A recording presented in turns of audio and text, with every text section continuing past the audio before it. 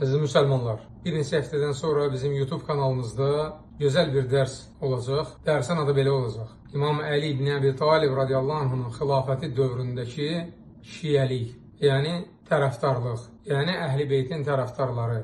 O dərsdə sizə aydın olacaq ki, Əli ibn Əbi Talib radiyallahu anh'ın zamanında onunla bərabər kimlər xavariclərə qarşı, o dövrki rafizilərə qarşı vuruşub, kimlər Əli ibn Əbi Talib radiyallahu anh'a dəstək olub, qardaş olub, onun yanında olub, ona beyyət edib, onu sevib, o sizə aydın olacaq. Və bu ona görədir ki, yer üzündə olan hadisələrdən hamınızın xəbəri var.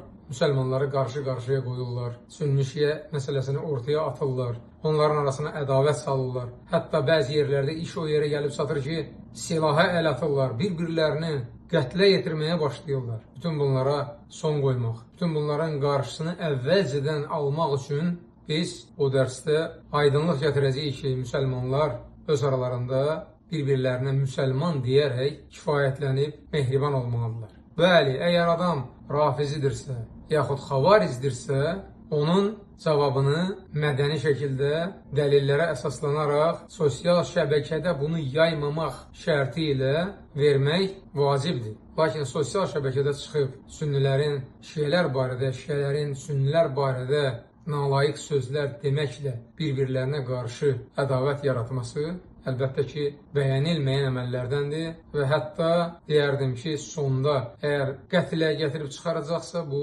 haram buyurulan əməllərdəndir. Bir neçə həftədən sonra bu dərsi dinləyəcəksiniz inşallah və sizə hər şey aydın olacaq.